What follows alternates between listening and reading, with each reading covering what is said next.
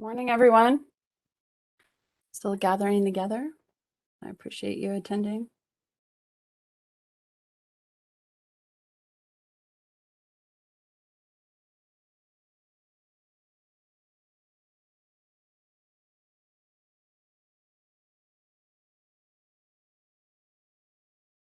We'll start in just a few minutes as everyone's gathering in.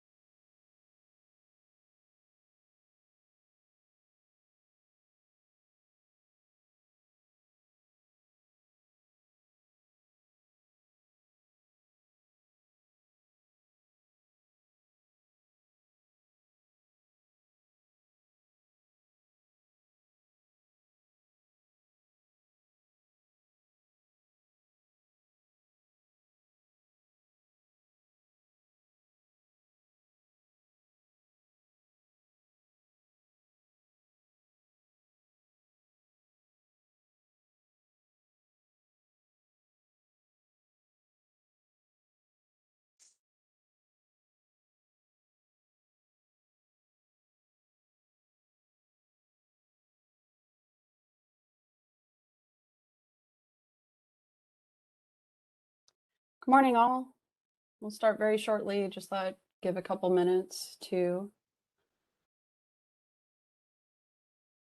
we start the presentation.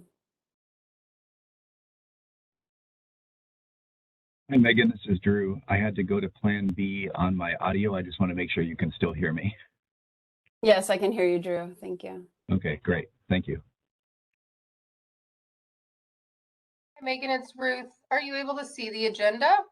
Yes, thank you. Can you zoom in, though, maybe a bit? Sure. I guess I can zoom in, too. No, it's okay.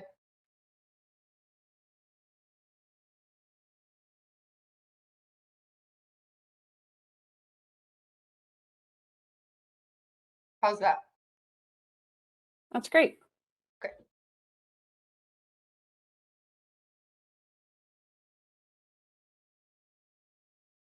And I believe Chavez will share the PowerPoint.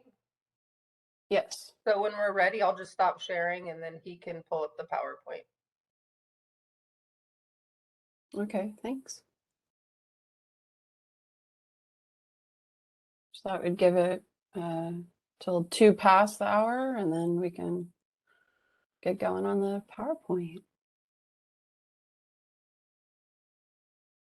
Thank you, everyone, for attending today.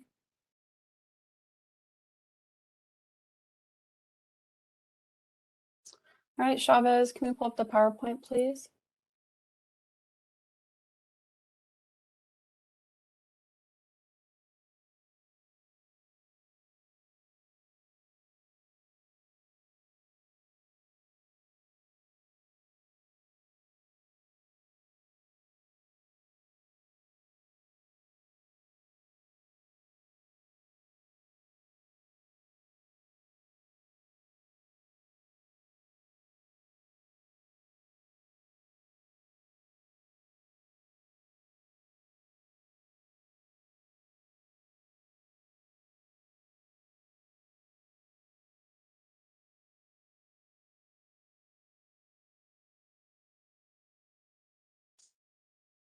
Chavez, can you hear me?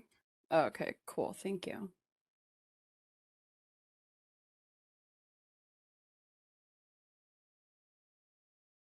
Oh, notes are on there.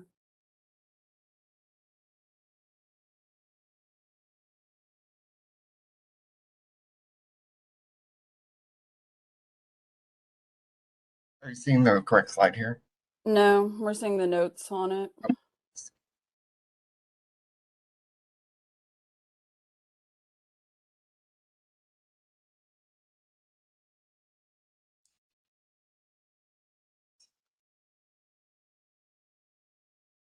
While Chavez is doing that, I think that it would be appropriate to record the meeting that's okay with folks. So Chavez, once you pull up the PowerPoint, can you start the recording? Yeah, the recording is going. Oh, great. Thank Yep. you.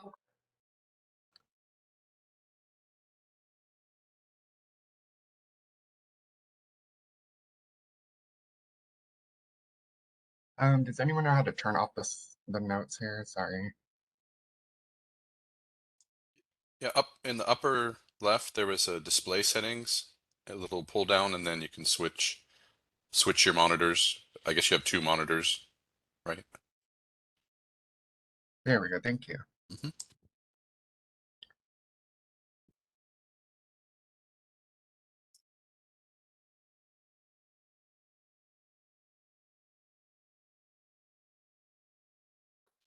But now we don't see anything. Yeah.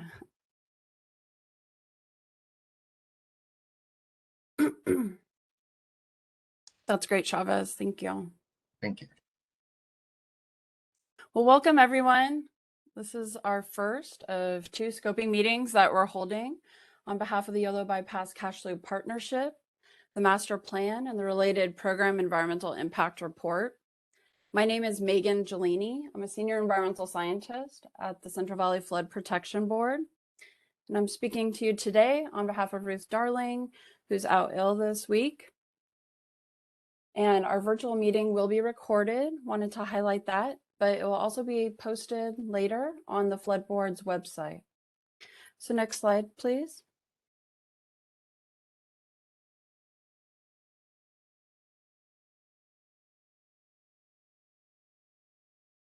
Thank you.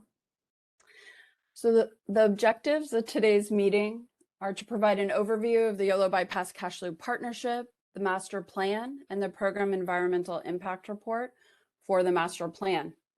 We'll discuss how the partnership will align the multiple planning, construction, and maintenance efforts in the Yolo Bypass. We'll discuss the process for analyzing program level environmental impacts under the California Environmental Quality Act. We'll discuss how we are seeking input on the scope and content of the proposed program EIR from the community, public, agencies, and tribes. We'll also provide information on the next steps related to the Yolo Bypass Cash Loop Master Plan and the program EIR and our upcoming communication and engagement efforts. I'd like to note that the Department of Water Resources, or DWR, is preparing the master plan, and the Central Valley Flood Protection Board is the CEQA lead. And we are receiving consultant support from GEI. I'd also like to take this opportunity now to introduce my other two co-presenters, Drew Sutton of GEI Consultants and Megan Leroy, a senior water resources engineer at the Department of Water Resources. Hi, guys. So next slide, please.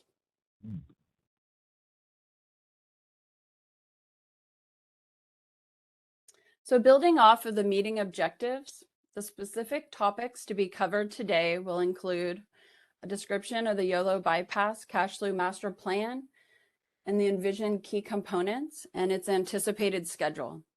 We'll discuss the program environmental impact reports development and public review processes. We'll identify potential issues and resource area topics that will be considered in the program EIR. We'd then like to have an interactive question and suggestion section where we'll have some questions on the slides regarding the scope and content of the EIR, and we welcome responses to those questions either today or later in the scoping period. Following that question section, we'll provide information on how public comments related to the program EIR may be submitted and how to stay informed on the partnership's activities related to the master plan and program EIR via a variety of engagement methods. Finally, at the end of the presentation, we'll provide opportunities for any comments to be provided. Next slide, please. So with that, I'd like to hand it over to Megan Leroy. Thank you.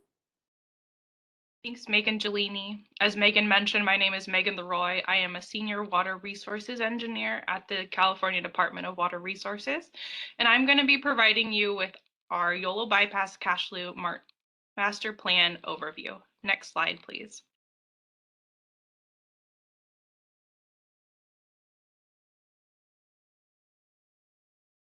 This slide shows a map of the study area and was included in the Notice of Preparation distribution. To set the stage for our discussion today, and particularly for those participants who have not followed the Yolo Bypass Cash Loop partnership closely, we wanted to take a moment to outline the impetus behind everything we are doing here. There is a reason the partnership, which I will define in a few moments, has honed in on this region. This footprint houses key components of the Sacramento River flood control system that has protected the region for over 100 years. However, there is increasing recognition that the sole purpose of flood control does not answer all of the dynamics and needs that have developed since its inception. For many years now, interested parties for ecosystem restoration, water resources management, interested parties at all levels and from different perspectives have seen the potential of this region not only for flood, but for ecosystem restoration, water resources management, and recreation, while balancing a rich tradition of agriculture. That is why multiple federal, state, and local entities have decided to come together to think about this region's future in a more integrated and coordinated way. Next slide, please.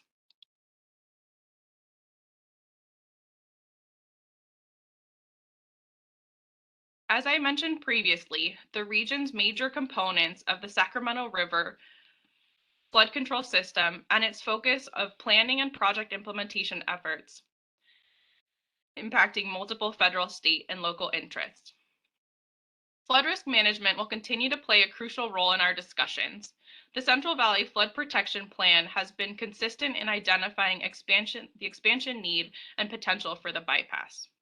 At the same time, and as you'll hear in further detail during the rest of the presentation, it is now time to take a more integrated and cross-discipline approach, manifested in a range of projects that have either become or have been proposed by various entities.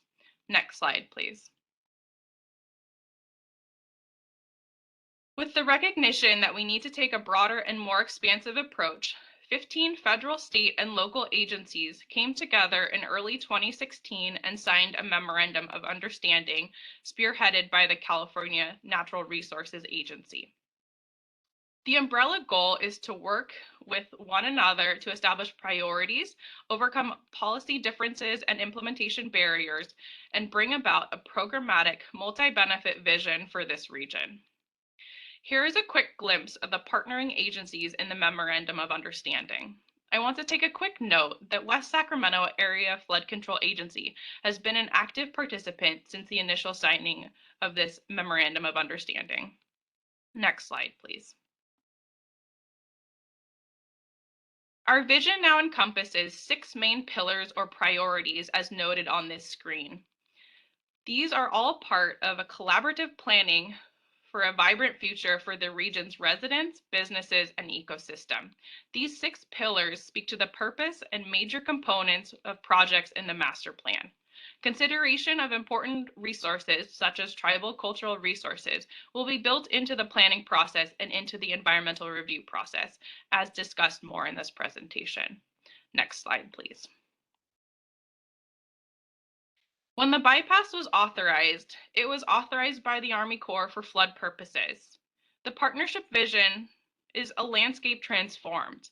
The Yolo Bypass Cash Loop partnership aims to transform a facility designed for a single project purpose into a landscape that supports all 6 of the partnership's priorities to benefit the region and beyond. The partnership is looking at this area as a system with projects working together to support the partnership's priorities. Next slide, please.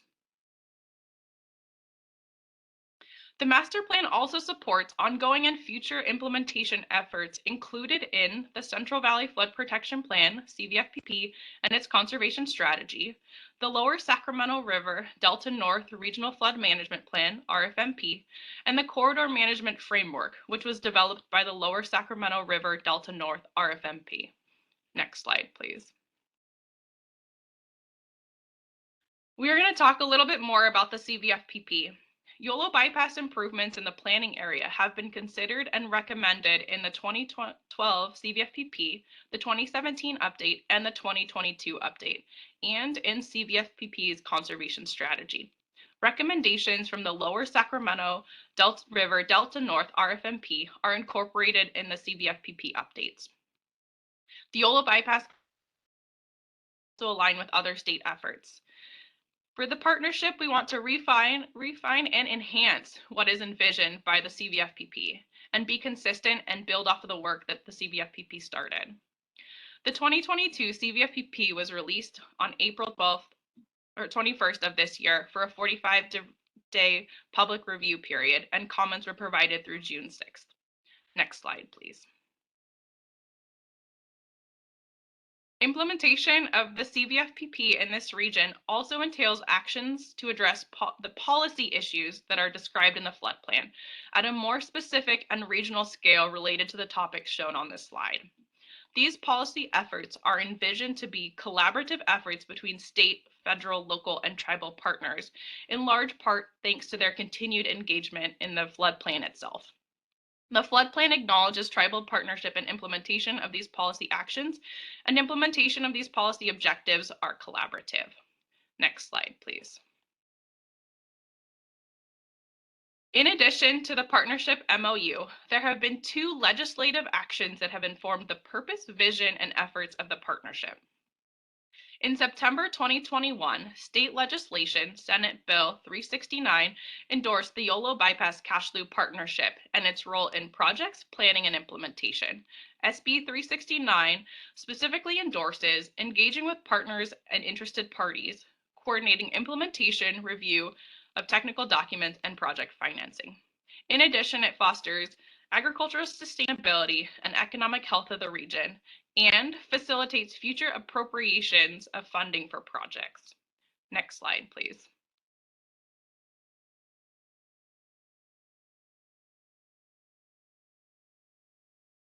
Next slide, please. The federal legislation, the Water Resources Development Act, WRDA, of 2020, identified the Yolo Bypass Cash Loop Partnership through authorization of a federal comprehensive study. The federal comprehensive study may include a system-wide analysis of the Yolo Bypass program, multi-purpose and system-wide federal project planning and feasibility, and identifying site-specific projects with federal interest. WRDA also acknowledges, endorses, and formalizes federal participation in the partnership for project planning and implementation. Depending on the comprehensive study's findings, there may be opportunities for Congress to consider federal authorization and funding for additional activities. Please note that the federal comprehensive study is early in its formulation. Work in earnest from funding won't occur until 2023, and this year is more focused on project scoping. Now I will speak further about the master plan and its envisioned content. Next slide, please.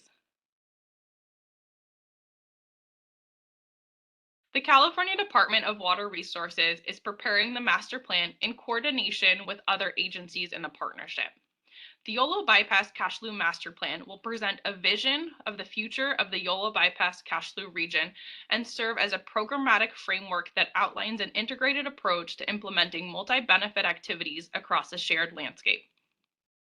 This slide shows the anticipated key elements of the master plan, showing everything from governance-related topics such as program management to identifying potential implementation tools and pathways, such as a funding strategy and programmatic guidance and regulatory strategies. It will also provide foundational information to support the Army Corps of Engineers comprehensive study. Next slide, please. For the key elements previously identified, the master plan will include a series of planning assumptions that will inform the program's implementation, as well as a programmatic environmental analysis. The master plan will support implementation of a suite of related projects that collectively provide essential flood conveyance capacity, enhance aquatic and terrestrial species habitat, and preserve agricultural land and economic values. The master plan will describe a long-term management strategy with assumptions on potential multi-benefit operations and maintenance values. The master plan will identify phasing to guide development and implementation of these projects, performance metrics for hydraulic and ecosystem improvements. Other planning assumptions will include identifying the shared roles and responsibility by agency partners and incorporating tribal values and interests. Next slide, please. The master plan will also guide project planning and implementation, and the Yolo Bypass Cash Slough partnership is actively working through project and planning assumptions and how to phase projects. The master plan will track progress towards achieving goals and providing benefits, and the master plan will continue to foster collaboration and coordination to achieve partnership goals. We are seeking to do a system-wide approach, and we are looking at how projects will work together within the Yolo Bypass Cash Slough system. Next slide, please. Now I'll provide a quick update on the master plan schedule. The administrative draft of the master plan and program EIR is anticipated to be completed in mid-2023. The public draft of the master plan and program EIR is anticipated to be completed in late 2023. Next slide, please. Now I will pass it over to Drew Sutton from GEI to provide programmatic environmental compliance. Great. Thank you, Megan. Thank you, everybody. I'm going to talk a little bit about the program environmental compliance for the project, focusing specifically on CEQA compliance. The Army Corps of Engineers will also be doing compliance with the National Environmental Policy Act, or NEPA, but this meeting and this scoping process is focused on CEQA. Next slide, please. So as part of the CEQA process, we'll be preparing a program EIR, and that will look at the environmental impacts that would result from implementing the suite of projects included in the master plan. And some of the goals that we're hoping to attain in doing this program EIR are: we need to establish baselines and goals and set up the future analyses for both hydrology and hydraulics and biological resources. As Megan mentioned in the discussion of the master plan, the master plan includes a suite of projects that have combinations of flood risk reduction, ecological and biological resource benefits, in addition to other project components. And so all these projects taken together as a program will provide benefits and net improvements in the system. Another objective is to streamline the later environmental review for the construction of the projects that are included in the master plan. We envision that by looking at the impacts of the program as a whole and identifying the structure of the mitigation measures for the program, that we'll be able to simplify and streamline some of the later environmental review by providing a framework for them to work from. And then the other component that we're really aiming for as a goal with the program EIR is to address the operation and maintenance of these projects to the maximum extent possible going forward in the future. Next slide, please.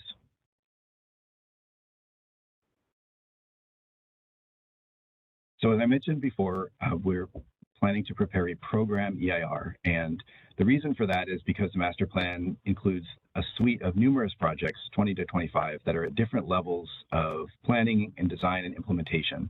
And so a program EIR, which looks with a a bigger or a sort of higher elevation lens at a larger program, is more appropriate than a typical project specific EIR. So because of the complexities of the master plan and the action, we're looking at a program document, and we'll be looking at an EIR because we do believe that there is a potential that there could be significant and unavoidable environmental impacts from the suite of actions that are included in the master plan all the way across the Yolo Bypass Cash Slough region. Next slide, please. I'm going to back up a little bit and just talk a little bit about the process for preparing a program EIR. So first thing that happened was the Central Valley Board decided that it needed to prepare a program environmental impact report for its master plan program. And as a result, issued the notice of preparation, which includes some basic information about the program and the expected environmental analysis. And that kicked off the scoping period, which is where we are now. So during the scoping period, we're reaching out to agencies, members of the public, stakeholders, tribal interests, and asking questions about what analyses and what topics should be discussed and addressed in the program EIR. So that's where we are now. We have this virtual public meeting this morning. We have an in-person public meeting this afternoon, this evening at the West Sacramento Community Center on West Capitol Avenue. And we'll be receiving written comments during the scoping period that closes in mid-September. Once the scoping period is complete, we'll take the input that we've received during this period and the information on the master plan program, and we'll begin preparing the draft program EIR. We anticipate that in late 2023, the draft program EIR will be released, and that will contain the draft analysis of the impacts of implementing the Yolo Bypass Cash Slough Master Plan and its suite of projects. At that time, there'll be another public review period. And so during that public review period, when the EIR is available for review, we'll have a series of public meetings at that time as well. And we'll receive input in writing during that period. And based on the comments that we receive, we'll prepare a final program EIR that incorporates responses to all those comments that were received during the public review period. We'll also prepare findings. And then the lead agency, Central Valley Flood Protection Board, will consider whether to approve the master plan and certify the program EIR. So that's the CEQA process going forward. The star indicates where we are on that timeline. We are in the first opportunity for public review, and there will be another important opportunity for public review of the environmental review when the program EIR is released in late 2023. Next slide, please.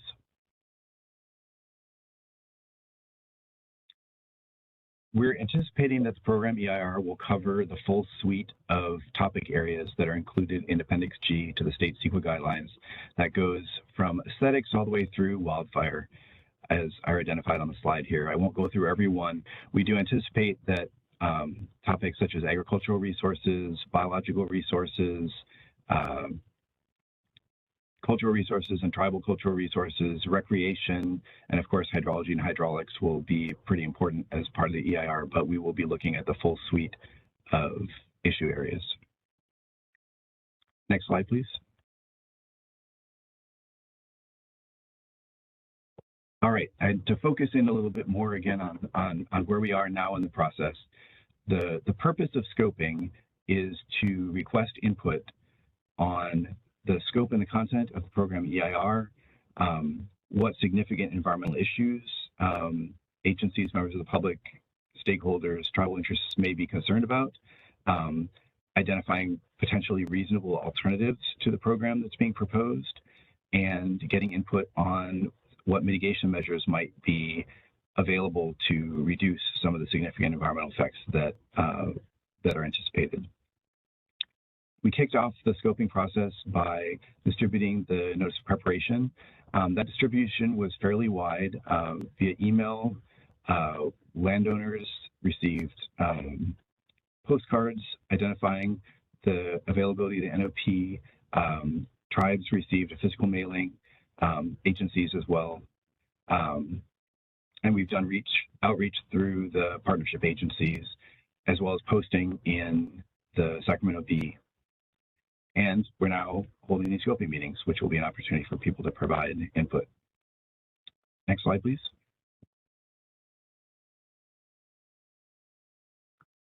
So this slide provides some information on how to, oops, can you go, yeah, thank you.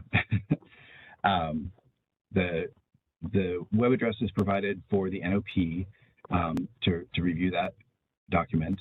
We do also ask the written comments be sent to Megan Gelini, and her email address and physical address are also provided there on the slide. And I mentioned this earlier, but the scoping period is 45 days. And so it is scheduled to close at 5 p.m. on September 14th. So we would respectfully request that comments be received no later than 5 p.m. on September 14th. Next slide, please. Okay. At this point, I would like to open the floor And we're going to sort of try to do the questions and comments in two batches. The first slide here will focus on questions or comments related to the presentation or to the Yolo Bypass Cash Slough partnership and the master plan. And then once we've gone through those questions, then we've got a series of slides to ask for input related to the environmental review and the CEQA scoping process. With that, as far as how to provide your questions or comments, you can write comments into the chat. We're monitoring that. You can also raise your hand using the little hand button at the bottom of WebEx. You could also simply unmute yourself, and we'll be ready to accept questions. So with that, I'm going to open the floor to questions.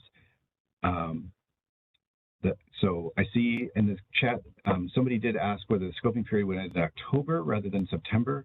I believe the scoping period is scheduled to end on September 14th. Is there another activity happening in October, Megan? No, I think we just need to emphasize that the scoping period is a 30-day duration. And so it was released, the notice of preparation was released August 15th. And so that 30 days in September 14th. Thank you. I misspoke earlier when I said 45. And then we had a request to show the map again. That seems reasonable. We don't need to look at this question slide. Chavez, could you shoot back to, what was that? It was probably slide number 5.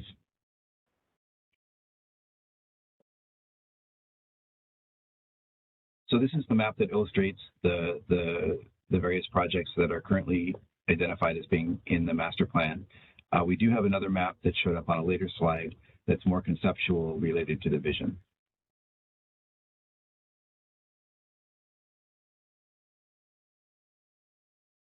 Are there any other questions related to the master plan or the presentation?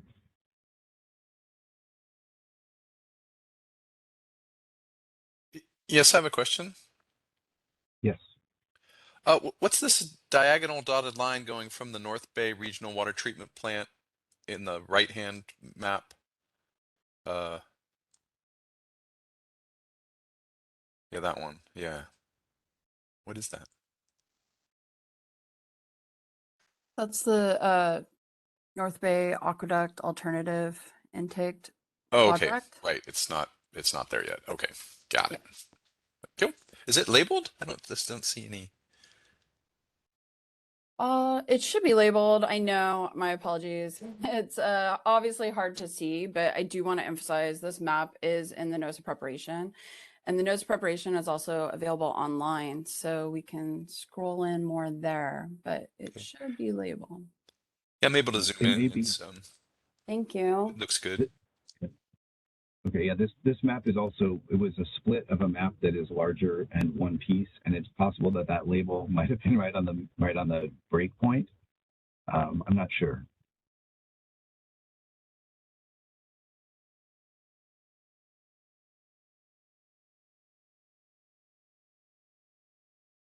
Right, I'm sorry, I'm just looking back into the chat, and somebody did ask about hydrology and whether that meant analyzing flood control impacts, and the answer to that is yes. The hydrology and the hydraulics impact analysis in the program EIR we anticipate will include a detailed analysis of how this suite of projects would affect the performance of the system during high flow events. So that is a really obnoxious way of saying yes, that means flood control impacts.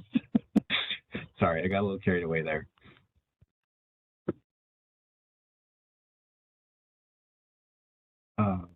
Are there any other comments related to the master plan or the presentation?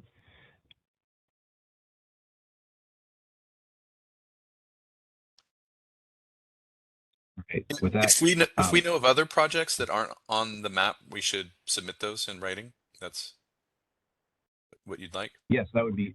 I think that would be appropriate. Yes. Okay. Is there a size threshold? You know, these are all really big projects, or even smaller CEQA project. You know, channel changes. I work on Puda Creek, but which has 6 or 8 miles or so in the project area. Like if we're doing a 1,600-foot bypass channel around a check structure or something, we'll have to go through CEQA, but do you want it in the programmatic EIR too? Yeah, I mean, I would say that we are trying to consider all projects in the cumulative analysis, and so we welcome any information you can provide. Okay. Thank you.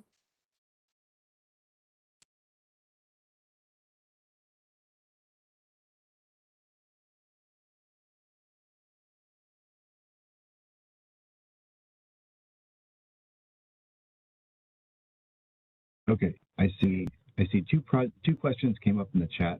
One question is, does the master plan include projects proposed in Bay Delta Plan alternative flow proposal as voluntary agreements?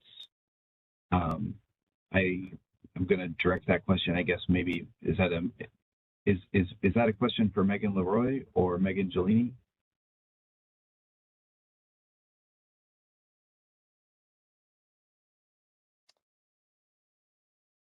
My response to that is I would need to double check on what that answer is. I don't know if Megan Leroy knows the answer to that, but we would be happy to.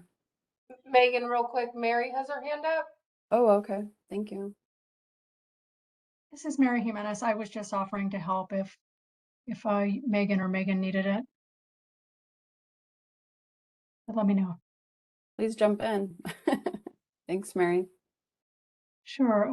I can give a stab at Melinda's question. So my understanding, Melinda, of the list of projects proposed for the VAs, some of those projects are included in the list here and what's shown on the map.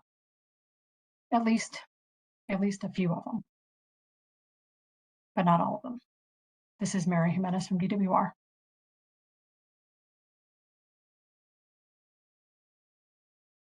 Thank you, Mary.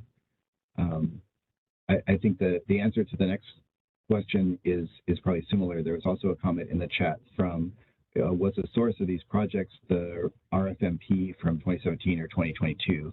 And I guess my understanding is that some of those projects are likely included in the master plan, but it's not a one-to-one carried over list. I don't see anybody shaking their head, so I'm hoping that I didn't step too far out of line there. That explanation.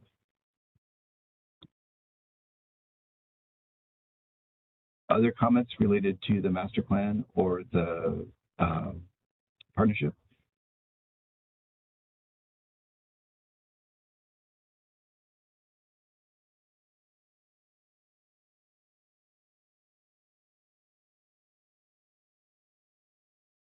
All right, well, thank you, everybody. With that, Chavez, if you could switch ahead to slide number 27.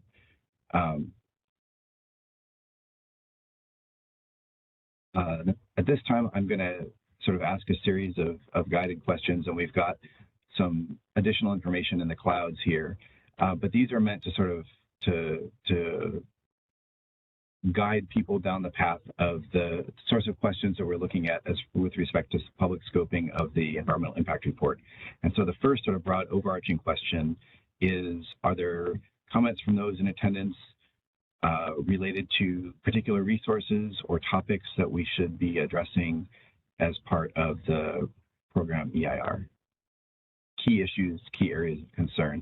And I guess I'll emphasize again, people have been great about adding stuff in the chat. It would also be fine to raise hands or to unmute and provide verbal comments.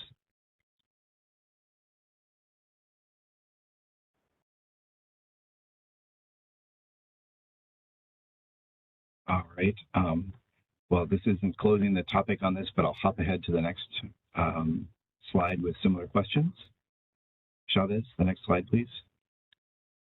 Real quick. Yes. Melinda has her hand raised. Oh, I'm sorry. I can't see hands. I'm sorry. No problem. Go ahead, Melinda. Yeah, this is Melinda Terry, North Delta Water Agency and the Central Valley Flood Control Association. And I thought I would go ahead and do what you said and raise my hand instead of typing. I guess from the North Delta Water Agency perspective, one issue we have is we have a contract with the Department of Water Resources, 1981 contract. You know, one of the primary benefits of the contract is for them to maintain a certain level of water quality. We have 7 monitoring locations. The Rio Vista location is what tracks how it's going to potentially end water quality will end up in that Cache Slough region. But these habitat projects certainly have the potential to increase salinity intrusions, so that is a concern. But the contract also has provisions for not altering the natural flows, for not altering the water surface elevations, whether that's raising them or lowering them. And the primary reason by that, and in that Cache Slough region, there's hundreds. I know we've done a count before, and I would have to go back and look at what the exact count ended up, because we were concerned about these habitat projects.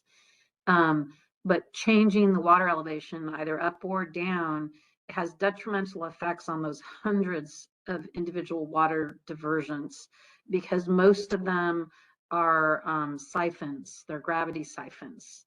And so their ability to work is dependent on the elevation of the land and the water staying the same as, you know, when they were designed. So there just is not power to have pumps and such in many of these areas. This gravity siphon is all that these farmers, you know, can do. So the ability to continue diverting for irrigation is of concern.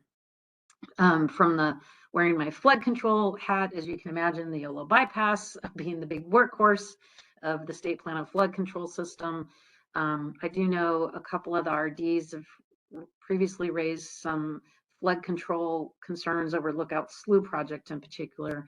But you know, each of these projects, and certainly cumulatively, have the potential to, you know, affect our flood control. And that means everything from, we don't want to see increased maintenance costs for our reclamation districts, you know, because again, these projects are to benefit other entities, not the local water users or farmers.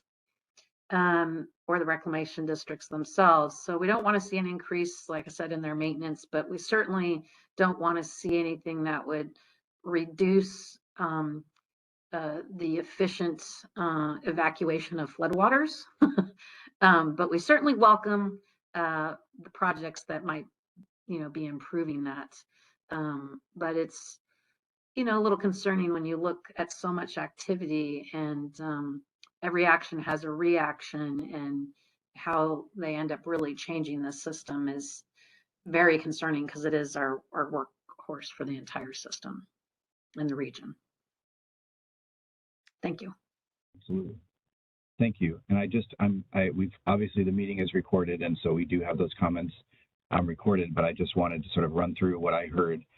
I heard concerns related to the North Delta Water Agency's 1981 contract with DWR on water qualities, particularly with the potential for habitat projects to increase salinity, but also concerns about changes in the water surface elevations more generally, and how those changes might affect diversions, particularly gravity siphons in the bypass. I also heard flood control concerns related to Lookout Slough project, and then also concerns about potential increased maintenance cost for reclamation districts and sort of local maintainers, and then also wanting to avoid reductions in the efficient passage of floodwater. Is that a fair characterization of your comments? Yes, I just want to be clear that the siphons are throughout the Cache Slough, not just Yolo bypass. Oh, Cache Slough, entire region. Yes. The count we've done, it was actually in the Cache Slough region, and there's quite a few. Thanks. Great. Thank you for that clarification.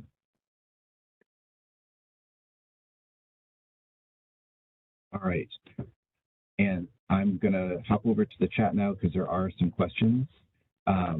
We have one question expressing curiosity over how much detail to have in the EIR on each proposed project. And I think the answer to that is it will vary. Some of these projects are pretty far along in the design process, and some of them are more conceptual. and so we'll have to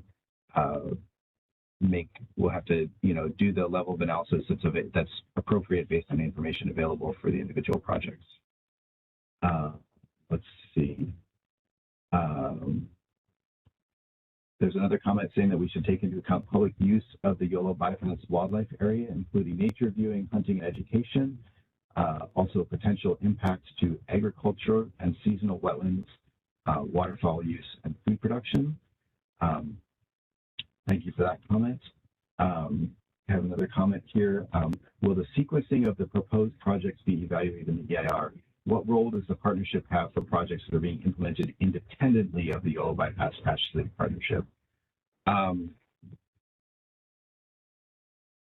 With the question about the sequencing of the proposed projects,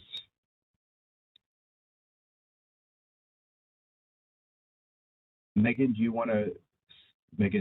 you want to step in on the sort of the current thinking related to sequencing or scheduling?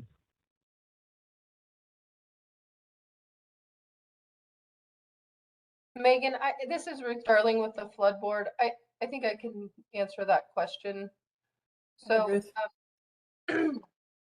with the sequencing of proposed projects, some projects are more defined than others at this point. Some are conceptual in nature, and so there is a phased approach for the suite of projects.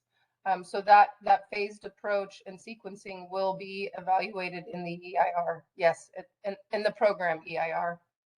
And then what role does the partnership have for projects that are being implemented independently of the partnership? So there are projects that occur within the bypass that are, like I think that was mentioned earlier, some projects potentially around Puda Creek that are not on our map that are moving forward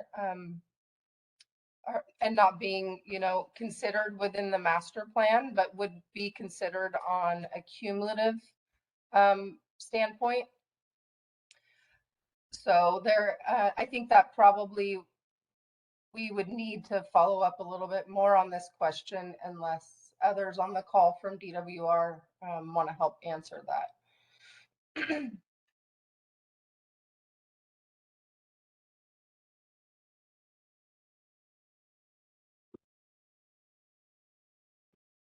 No, okay, hearing nothing. So Kevin, we'll have to get back to you on that question. I think it's more of a partnership level question.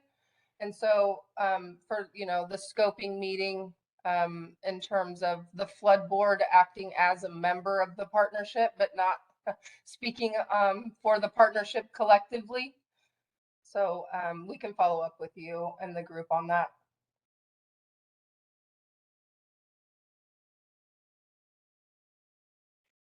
And Ruth, I just want to add that the notice of preparation also mentions the 3 different categories of how projects might be grouped. So there's a little bit additional information in there too, but thank you. Thank you, Ruth, and thank you, Megan. Let's see, we also had another comment asking whether projects that are listed as undefined in the table would be included in the program EIR. I think the answer to that is that the projects that are included in the master plan and the current list of those projects was identified in the NOP will be analyzed in the program EIR, and it'll be based on the level of information that's available about those projects, what level of detail that analysis goes into. We also have a question of whether the North Delta Water Agency is contributing information to the process.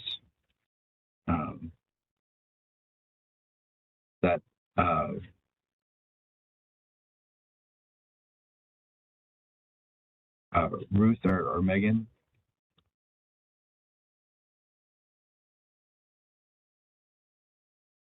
Hi, this is Ruth Darling from the Flood Board. So to my knowledge, we haven't had much direct contact with the North Delta Water Agency. Given our multiple outreach efforts, However, I don't recall that we've had much specific contact with them. We do have quite a bit of contact with Solano County Water Agency, and but that's a good point. I think that we can probably reach out to North Delta Water Agency and just make sure that they're aware of the activities.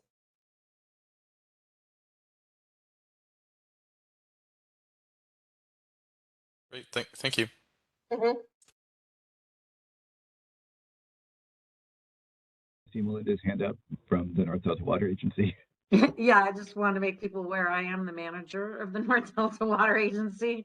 So I just want to make sure people are aware of that, and our board of directors do follow and are interested in what's happening in this region.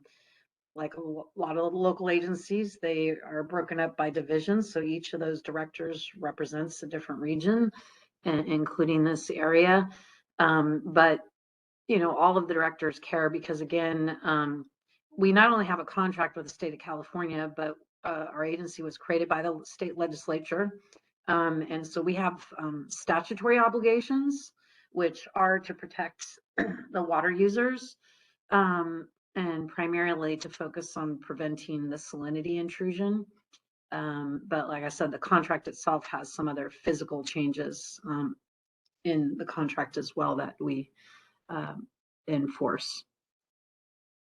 So yeah, these are things we definitely pay attention to and worry about, because frankly, we describe North Delta region as being ground zero for a lot of different entities from outside of the Delta who want to do projects to benefit them, but it creates burden and sometimes adverse impacts on our local water users, and are just farming in general. And farming is the lifeblood to keep, you know, everything going in this region, and particularly in the Delta, we have a primary zone where really it's, you know, one of the main activities that can happen because they're not allowed to develop within the primary zone. So these are very, you know, concerning individually, but cumulatively to see so much wanting to be done to benefit entities outside of this region is, we want to make sure that they are fully mitigated so that there are no adverse impacts to locals in order to benefit people outside the region.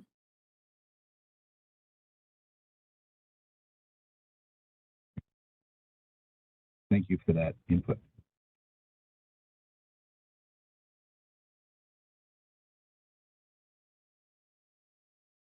So I'm just making some notes.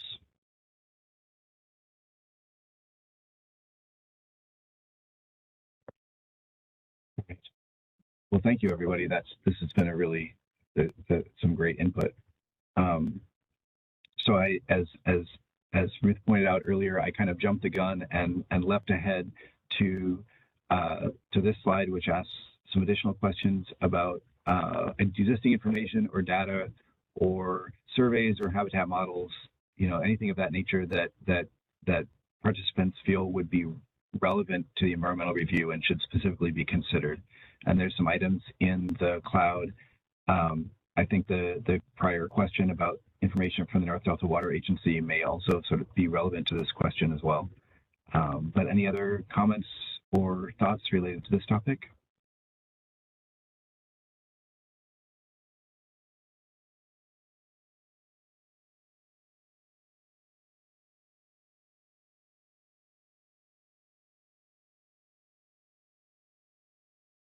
Well, thank you. Chavez, could you advance to the next slide, please?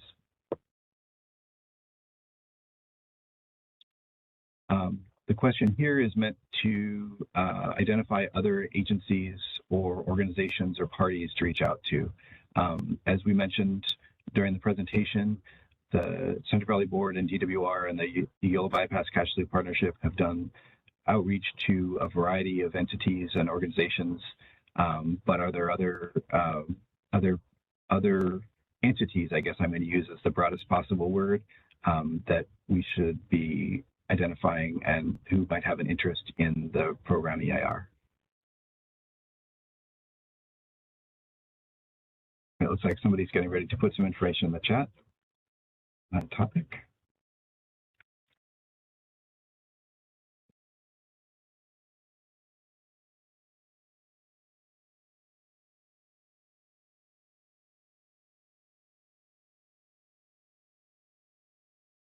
So there is a comment that the Delta Protection Commission will provide a letter including documents that should be considered. So thank you for that comment.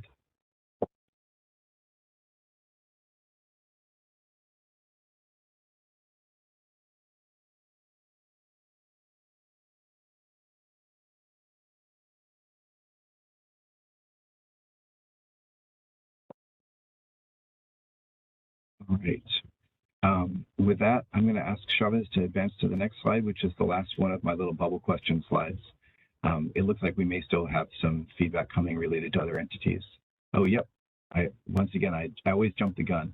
The Natural Resources Conservation Service, Ducks Unlimited, California Waterfowl, and other conservation easement holders.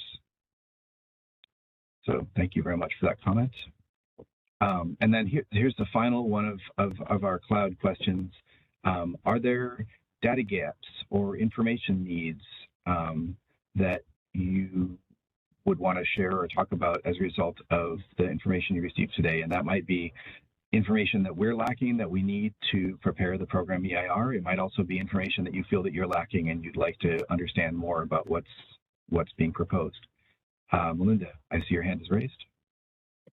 Yeah, I just had one thought that occurred to me that I guess I would add in for you to think about, which is there's one of the habitat, it might even be one of the habitat projects that's included in this master plan.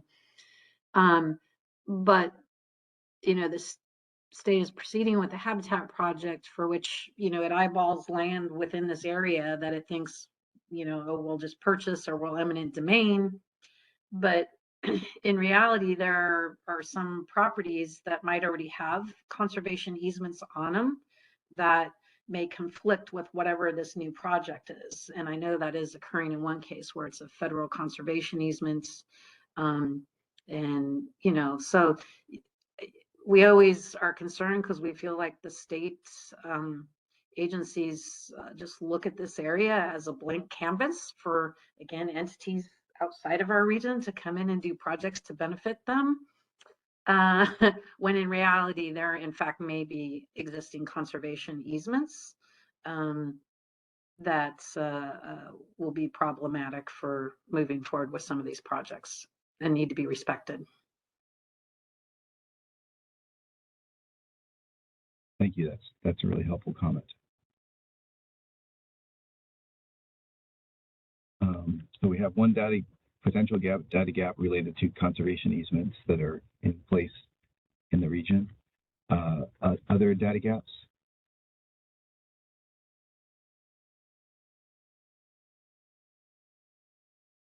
All right. Well, I want to say thank you. This is probably the best scoping meeting that I've ever attended in terms of actually receiving scoping input. Maybe that sounds like damning with faint praise, but this has been really helpful to me, and I think this is really this has been really wonderful, valuable input. So I want to thank everybody for their participation. I'm going to turn it back over to Megan we have a few final closing slides, and I also want to thank everybody for the patience as we've made it all the way through here to the end of the hour. So Megan. Thanks, Drew. So next slide, please, Chavez. So just wanted to share again, it's in the notice of preparation, but just want to share here too, my contact information on how you can provide comments, written comments, or if you'd like to provide additional verbal comments at the end of the presentation, we welcome that as well. And please provide those comments by 5 p.m. on September 14th. Next slide, please, Chavez.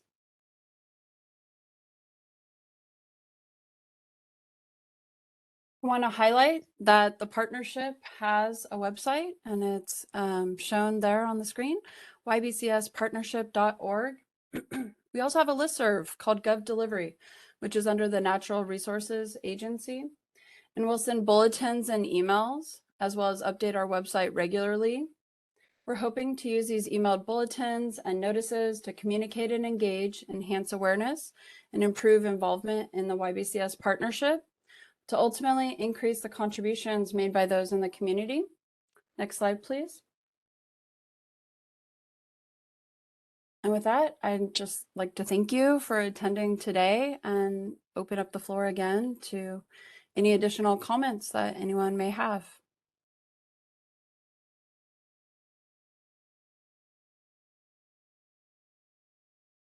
Hi, Melinda, I see your hand up. Yeah, I just had one more. It's related to the easements sort of comment, but since you gave me one last chance, I'll take it. Yeah. Yeah, obviously for the Yolo bypass itself, the most important easement that needs to be respected. And so when habitat projects are being designed, they have to do it in a way that is respecting the flood easements that already exist for that entire bypass. You know, again, we don't allow structures, there's certain vegetation, so that's just really key for us, is that we've seen some of the other bypasses that, unfortunately get too much vegetation and such, and it reduces the flood flow capacity. So we just want to make sure that that easement in particular is maintained with any habitat. Okay, thank you for your comment.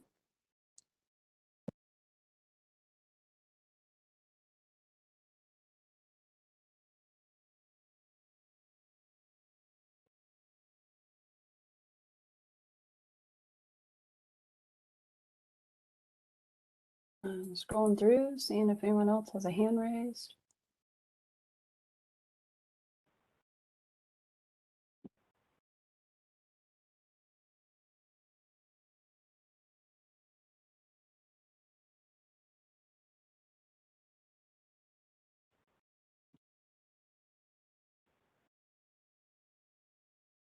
Okay, don't see any hands raised.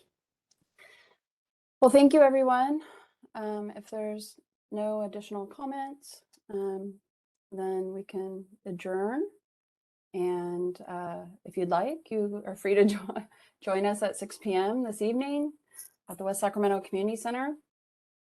And thank you so much. Bye-bye.